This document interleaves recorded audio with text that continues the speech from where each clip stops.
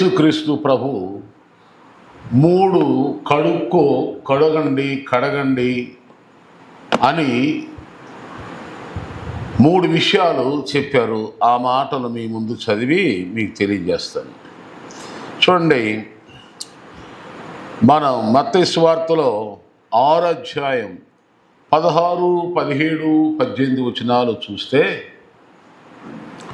అక్కడ మీరు ఉపవాసము చేయుచున్నప్పుడు వేషధారుల వలె దుఃఖముఖులై ఉండకుడి, తాము ఉపవాసము చేయుచున్నట్లు మనుషులకు కనబడవలని వారు తమ ముఖాలను వికారం చేసుకుంటారు.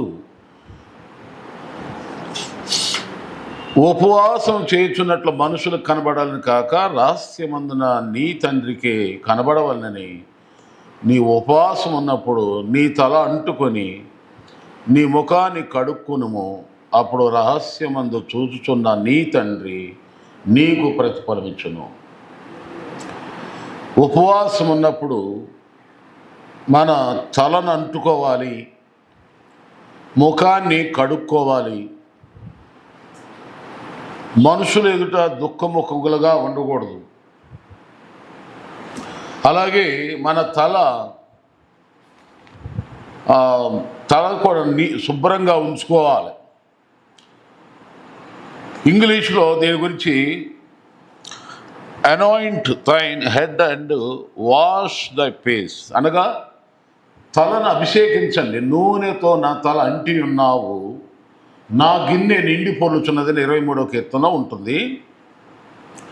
కనుక ఇక్కడ మనం గమనించవలసిన విషయం ఏమనగా, మనము ఉపవాసం చేసేటప్పుడు మన ముఖాలు వికారంగా వండుకోకుండా, దుఃఖముఖంతో ఉండకుండా, ఒకవేళ మన దుఃఖం ప్రభుపాద సన్నిధిలో ప్రార్థన చేసినప్పుడు ఒకవేళ కన్నుల నుండి నీరు వచ్చినా ఆ కన్నీళ్ళు ఎవరికి తెలియకూడదు, దేవునికి తప్ప ఎవరికి తెలియకూడదు. అందుకని కడుక్కోవాలి. తలను అభిషేకించబడినటువంటి విధంగా నూనెతో చక్కగా తలదూకుంటాం చూసారు, అట్లా నీట్గా ఉంచుకోవాలి అని దీని అర్థం ప్రియులరా. రెండవదిగా యేసు ప్రభువారు దేన్ని కడుక్కోమంటున్నాడంటే, అక్కడ ఒక సంఘటన జరిగింది మత్తయి సువార్తలో 15వ అధ్యాయంలో. చేతులు కడుక్కుండా భోజనం చేయొచ్చా అని యేసు ప్రభువారు ప్రశ్నించినప్పుడు యేసు ప్రభువారు అన్నాడు, చేతులు కడుక్కుండా భోజనం చేసిన పర్వాలేదు, కానీ హృదయం శుభ్రంగా లేకపోతే ప్రమాదం అని చెప్పాడు. హృదయ శుద్ధి లేకపోతే ప్రమాదం. ఆ విషయమై మత్తయి సువార్త 15వ అధ్యాయం 11, 10 ఆ వివరణ అంతా కూడా అక్కడ చూస్తాం మనం. కనుక హృదయ శుద్ధి మంచిది. నోటిలోనికి వెళ్ళేది మనిషిని అపవిత్రపరచదు, కానీ నోటిలో నుండి బయటికి వచ్చేదే మనిషిని అపవిత్ర పరుస్తుందని చెప్తూ ఉన్నాడు. కనుక హృదయాన్ని కడుక్కోవాలి. అందుకని మత్తయి సువార్త 5:8 అంటాడు, హృదయ శుద్ధి గలవారు ధన్యులు, వారు దేవుణ్ణే చూస్తారు. హృదయం కడుక్కోవాలి. అందుకని ఇర్మియా గ్రంథకర్త 4:14 అంటాడు, యెరూషలేమా, ఇర్మియా గ్రంథం 4:14 అంటారు, యెరూషలేమా నీవు రక్షించబడినట్లు నీ హృదయములో నుండి చెడుతనము కడిగేసుకో. ఎన్నాళ్ళ వరకు నీ దుష్టాభిప్రాయములు నీకు కలిగి ఉంటావు?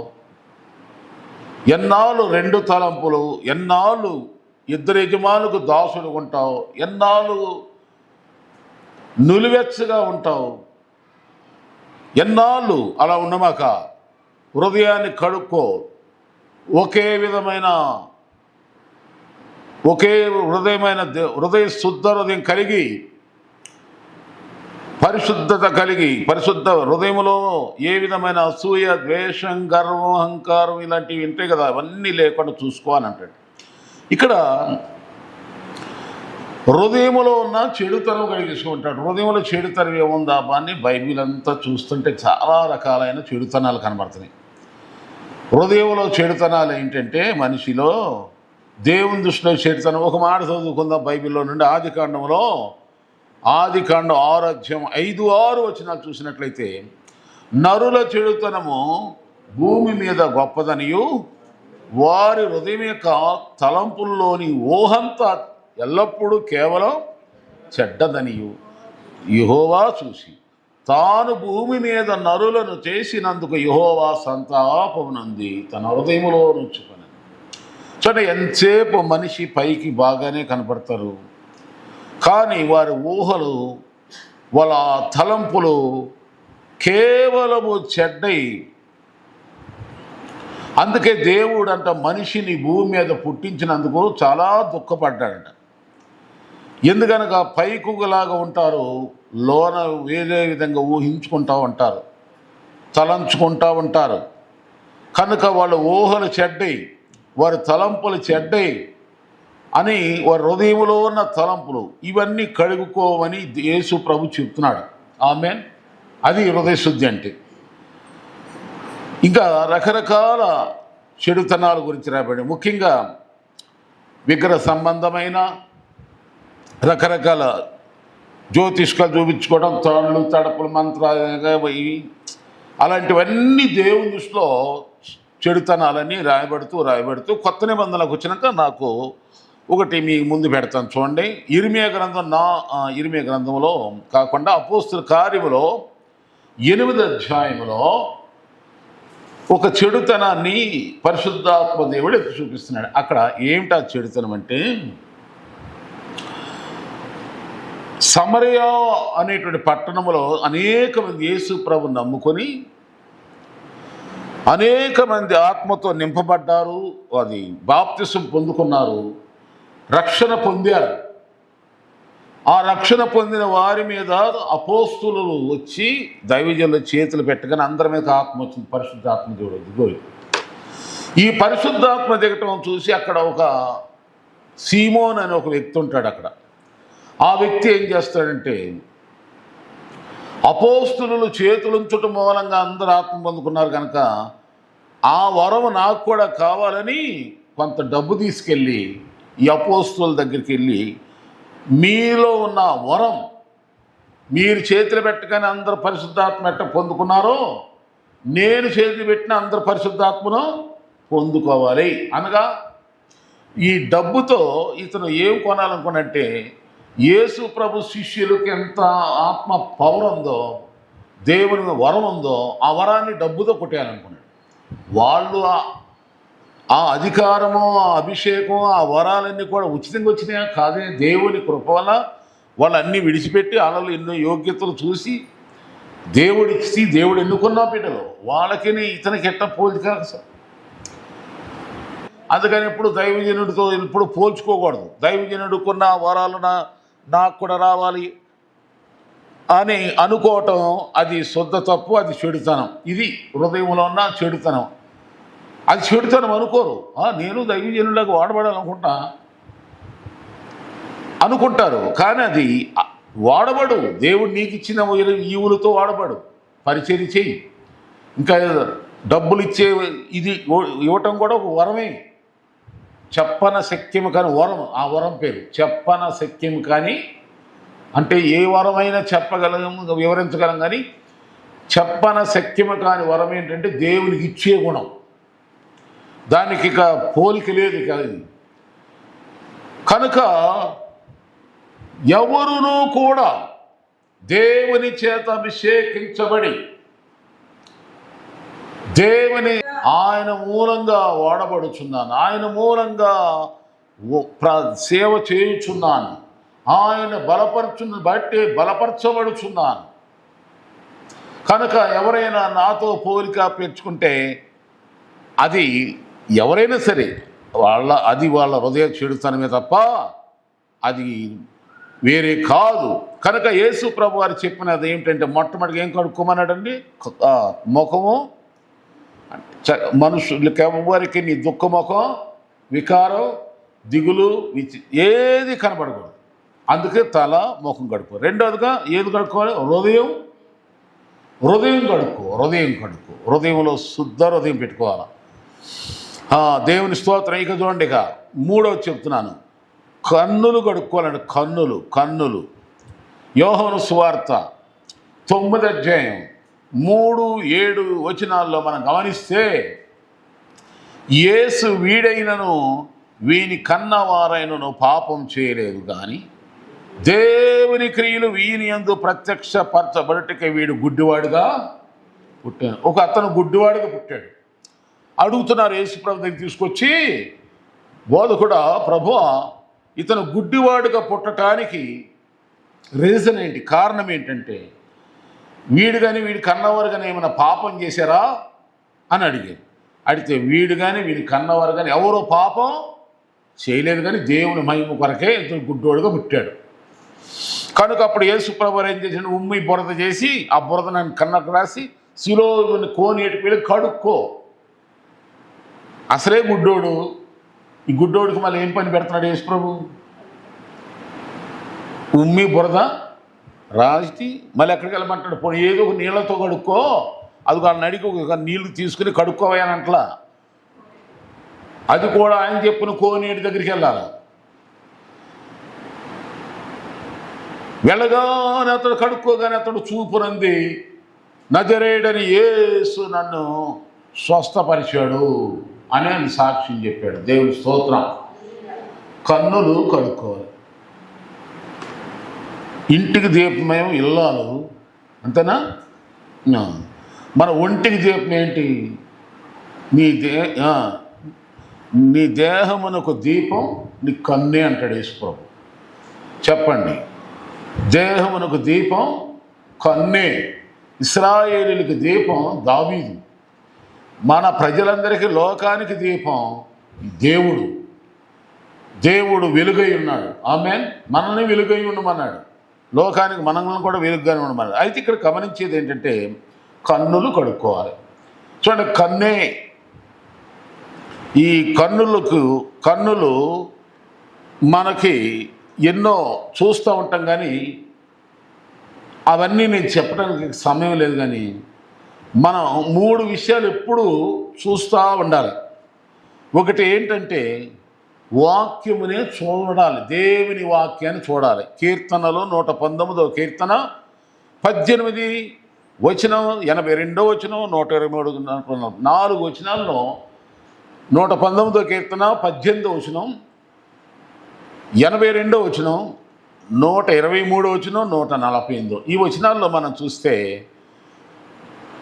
నీ ధర్మశాస్త్రమనందు ఆశ్చర్యకరమైన సంగతులు చూచున్నట్టు నా కన్నులు తెరువు. మన కన్నులు దేనికి తెరవాలా? దేని వైపు చూడాలా? వాళ్ళ వైపు వీళ్ళ వైపు విషపు చూపులు చూస్తే ఉన్న కళ్ళు పోతాయి, సైట్ వచ్చేస్తుంది. సైడ్ చూపులు, వార చూపులు, ఈ చూపుల ద్వారా ఉన్న ఆ కన్నులకున్న ఆరోగ్యం పాడైపోదు. దేవుని వైపు, దేవుని వాక్యం వైపు చూడు. దేవుని వాక్యాన్ని చదువు, దేవుని వాక్యాన్ని ధ్యానించు, దేవుని యొక్క దర్శనాలు చూడు, దేవుని ఆ వాక్యాన్ని పరిశీలనగా చదివి తెలుసుకో. నీ దేవుడిచ్చిన కన్నులతో దేవుని వాక్యాన్నే చదువు. అవి చూసి, ఇవి చూసి, అలా చూసి, ఇలా చూసి, వేటినో వ్యర్థమైనగా చూసి నీ కన్నులు ఉన్న కన్నులకి రోగాలు కలుగు చేసుకోకుండా దేవుని వాక్యాన్ని మన కన్నులతో చూడాలి. రెండవదిగా చూస్తే 123వ కీర్తన 2వ వచనం ఏముందంటే, 123వ కీర్తన 2వ వచనంలో, దాసులు కన్నులు తమ యజమానుని చేతి తట్టును, దాసీ కన్నులు తమ యజమానురాలి చేతి తట్టును చూచున్నట్లు మన దేవుడైన యెహోవా మనలను కరుణించు వరకు మన కన్నులు ఆయన తట్టు చూచుచున్నవి. అంటే ఇప్పుడు ఎవరి వైపు చూడాలంటే మనం యేసు వైపు చూడు, నీ భారమంత తీరు. యేసు వైపు చూడు, నీ భారమంత తీరు. తీరానికి చేరు, ఎంత దూరమైనా అది, ఎంత భారమైనా, ఎంత దూరమైనా అది, ఎంత భారమైనా యేసు వైపు చూడు, నీ భారమంతా. యెహోవా కొరకెదురు చూసువారు నూతన బలమును పొందుకుంటారు. కనుక దేవుని వైపు చూడు, విశ్వాసముని కర్త దాన్ని కొనసాగించి యేసు వైపు చూడు. నిన్ను నువ్వు చూసుకోమాక, నీ పరిస్థితులను చూసుకోమాక. ఈరోజు ఉంటుంది, రేపు ఉండదు. కనుక ఏదన్నా కాస్త చేతిలో ఉన్నాయి అనుకో, ఉన్నాయి లేని ఉపకమాక. లేనప్పుడేమో ఏమి లేదు నా దగ్గర ఏడవమాక. 10 మంది ఉన్నారనేమో రెచ్చిపోమాక. ఆ 10 మంది ఎప్పుడు నీ శాశ్వతం కాదు. మనుషులను చూసుకునో, నిన్ను నువ్వు చూసుకునో, ఆస్తులను చూసుకునో, రకరకాలైనటువంటి ఏవో చూసుకుని పొంగకూడదు, వాటిని చూడకూడదు. ఎల్లప్పుడూ నీ దృష్టి, నీ కను దృష్టి, నీ ధ్యాస, శ్వాస, భాష యేసు. ఏకదృష్టి కలిగి ఉండాలి దేవుని మీద. మన చుట్టూరు ఉంటారు, ఉండొచ్చు. ఒక సమయంలో మనకు దేవుడు ఇస్తాడు అలాంటి వాళ్ళని, మనుషులు ఉంటారు. కానీ ఎవరు మనకు శాశ్వతం కాదు. యేసుయే నిన్ను, యేసు వైపే చూడు, ఆయన చూసి సంతోషించు, ఆయన చూసి అతిశయించు. కనుక యేసు క్రీస్తును చూడు, యేసు వాక్యాన్ని చూడు. ఇక 3వది ఏంటంటే దేవుని గొప్ప కార్యాలు కోసం కనిపెట్టు. దేవుని స్తోత్రాలు, దేవుని కార్యాలు చూడు, గొప్ప కార్యం చూడు. నా యందు విశ్వాసం ఉంచిన వారు నాకంటే గొప్ప కార్యాలు దేవుని క్రియ జరుగునుగాక, దేవుని కార్యము జరుగునుగాక. మన వల్ల కాదు, దేవుని వల్ల అవుతుంది. దేవుని స్తోత్రాలు. కనుక దేవుని ఆశ్చర్య కార్యాలు, గొప్ప కార్యాలు, మహిమగల కార్యాలు, బలమైన కార్యాలు నీ జీవితంలో, నా జీవితంలో జరగాలి, అది నేను చూడాలి అన్నట్టుగా ప్రార్థన చేసుకో. దేవుని స్తోత్రాలు. అది నేను చేయలేను, అవును, నిజంగానే మన వల్ల కాదు, ప్రభువు వల్ల అవుతుంది. దేవుని స్తోత్రాలు. ఆయన మన జీవితంలో అద్భుతాలు చేసి చూపిస్తాడు. దేవుడు నమ్ము. ప్రభువా నీ కార్యము, పాట పడతా, నీ కార్యములు వివరింపతరమా, నీ ఘన కార్యములు వర్ణింపతరమా, నీ కార్యములను వివరింపతరమా, నీ ఘన కార్యములు వర్ణింపతరమా. ఆయన గొప్ప కార్యాలు వర్ణింపలేము. ఏదో మన వల్ల ఏదో చిన్నవి చేసుకోగలమండి. అసలు దేవుడు చేయాలి మన జీవితంలో అద్భుతం, ఆశ్చర్య కార్యములు జరుగుతుండు. కనుక మన కన్నులు దేవుని కార్యాలు చూసేలాగా మన కన్నులు, అనుమానం అనే కన్నులు, అవిశ్వాసం అనే కన్నులు, దర్శనము చూడలేనిటువంటి దేవుని ఆత్మ లేని కన్నులు, ఆత్మీయత లేని కన్నులు, ఇహలోక దృష్టి, మానవ దృష్టి, అపవాది కలిగించేటువంటి అంధకార దృష్టిని యేసు రక్తం ద్వారా తొలగిపోయి దేవుని గొప్ప కార్యములు చూసే కన్నులు ఇప్పుడే మనకు దేవుడు దయచేయునుగాక. అలాగే దేవుని ఎల్లప్పుడు చూసే కన్నులు, దేవుని వాక్యాన్ని ఎప్పుడూ చదువుకునే ఆకలి, ఆశ. కొంచెం టైం దొరికిందంటే లేఖనం, బైబిల్. ఇప్పుడు ఇదివరకు బైబిల్ చదవాలంటే కాగితం, పుస్తక బైబిల్ పట్టుకో. ఇప్పుడు చూడండి, దేవుడు ఎంత కరుణామయుడో, చేతిలో ఉంది. ఇది ఉంటే చాలు బైబిల్, ఒక చిన్న ఫోన్ ఇది ఉందంటే బైబిల్. బస్సులో కూర్చున్నా, డ్యూటీలో ఉన్నా, ఎక్కడ ఉన్నా, ఏ వాక్యం అంటే ఏ అధ్యాయమంటే తీయటం. అంటే బైబిల్ చదువుకోవటానికి దేవుడు ఎంత అవకాశం ఇచ్చాడు. కానీ ఇది ఫోను, చాలామంది ఫోను వచ్చినాక అయిపోయిందని కొంతమంది, ఫోను వచ్చినందుకు కొంతమంది దాన్ని వాడుకోవటం చేతగాక ఏడుస్తారు. కొందరు ఫోన్ వచ్చిందని తిట్టుకుంటారు తెలియక. అసలు ఒకప్పుడు ఫోను లేక నానా బాధలు పడ్డాము. దేవుడి దేవుళ్ళు ఈ టెక్నాలజీ వచ్చి ఎవరి ద్వారానో దేవుడు మనకి ఈ చేతిలో మొబైల్ ఫోన్ పెట్టాడు, వీడియో కాల్లో మాట్లాడుకుంటున్నాం. ఎక్కడో ఏ దేశంలోనో ఏ ప్రాంతంలో ఉన్నా ఎవరినైనా ఈజీగా ఇప్పుడే ఇట్టే చూసేస్తున్నాం. ఏదన్నా రిప్లై వెళ్ళాలంటే అప్పట్లో ఉత్తరాలు వెళ్ళలేదు, ఫోన్ నాన్నకి తిప్పలు పడేవాళ్ళం, ఏదన్నా ల్యాండ్ ఫోన్లు ఎక్కడెక్కడ. కానీ ఇప్పుడు అలా కాదు. ప్రపంచంలో ఎక్కడ ఉన్నా ఎవరినైనా ఇప్పుడు చూడాలంటే చూడవచ్చు, ఇప్పుడు మాట్లాడనే మాట. అలాగే ఇప్పుడు నీకు ఏది కావాలి, బైబిల్. అంటే ఈ యొక్క టెక్నాలజీ చెడిపోయే వాళ్ళకేమో వాళ్ళు చెడగొట్టుకుంటున్నారు, ఉపయోగించుకోకపోతే అంతే. ఉపయోగించుకోవడం కుదరలేదు అనుకోండి, ఇప్పుడు ఆహారమైన అంతే కదా, ఎంత తినాలో అంత తిను. ఎలా తినాలో అలా తిను. అలా కాకుండా అడ్డం వచ్చినట్టుగా ఇష్టం వచ్చినట్టుగా తినేసేసామనుకో, రోగాల పాలవరా, జబ్బులు పాలవరా. అలాగే దేవుడు ఇచ్చిన ఈ టెక్నాలజీని జాగ్రత్తగా వాడుకుంటే ఎంతో ధన్యుడు. హల్లెలూయా, స్తోత్రం. హృదయాన్ని కడుక్కో. హృదయంలో ఏముంటాయండి? చెడుతనం అంటే రకరకాలు. హృదయం అన్నిటికంటే మోసకరమైన ఘోరమైన వ్యాధి కలదు. దాన్ని గ్రహించగలిగిన వాడు ఎవడో లేడు, ఏ డాక్టర్కి అర్థం కాదు. దేవునికి స్తోత్రం.